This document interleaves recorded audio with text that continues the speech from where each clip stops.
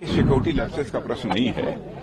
यह तो आप जानते हैं कि पहले कितनी आतंकवादी वारदातें होती थी। हमारी सिक्योरिटी फोर्सेज पूरी तरह से सजग हैं और ऐसी परिस्थितियां वहां पर पैदा होंगी कि फिर आतंकवादी वारदातें पूरी तरह से वहां से समाप्त होंगी। जो भी हुए हैं, इधर 1, 2, 3, 4 घटनाएं हुई हैं, वो निश्चित रूप से दुर्भाग्यपूर्ण हैं और हमारी सिक्योरिटी फोर्सेज पूरी तरह से सजग हैं।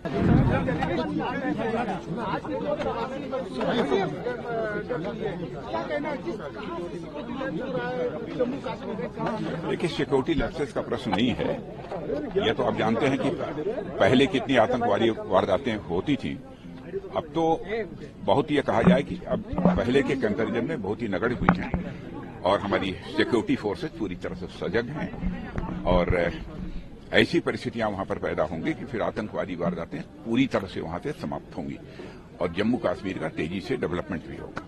जिस तरह से परिवर्तन हुआ जम्मू कश्मीर में इलेक्शन के बाद टेररिस्ट अटैक बढ़े हुए हैं, कुछ जो सिविलियन पर काफी अटैक हो रहे हैं।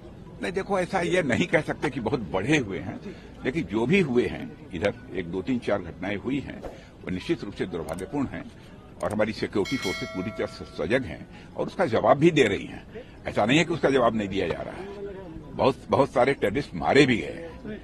भारत चीन सीमा पर जो दीपावली में हुआ, इस पर दूरगामी परिणाम क्या देखते हैं? भविष्य में क्या लगता है जिस तरीके से? देखिए, भारत का जहां तक प्रश्न है, भारत अपने सभी पड़ोसी देशों के साथ अपने रिश्ते अच्छे बनाकर रखना चाहता है और भारत और चीन के बीच लगातार साल 1.5 साल से ये बातचीत चल रही थी।